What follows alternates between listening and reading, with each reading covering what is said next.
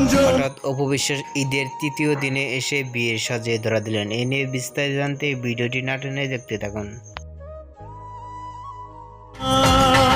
অপবিশ্বাসকে দেখা গেল স্বর্ণ অলংকার পরে বেনারসি শাড়ি পরে অপবিশ্বাসকে দেখা গেছে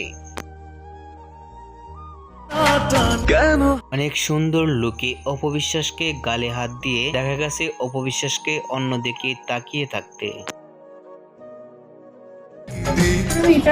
হঠাৎ অপবিশ্বাসকে এরকম লুক ও গেটআপে দেখা যায়নি চিত্রনায়িকা অপবিশ্বাসকে। অনেকটাই সুন্দর লাগলো বিয়ের সাজে।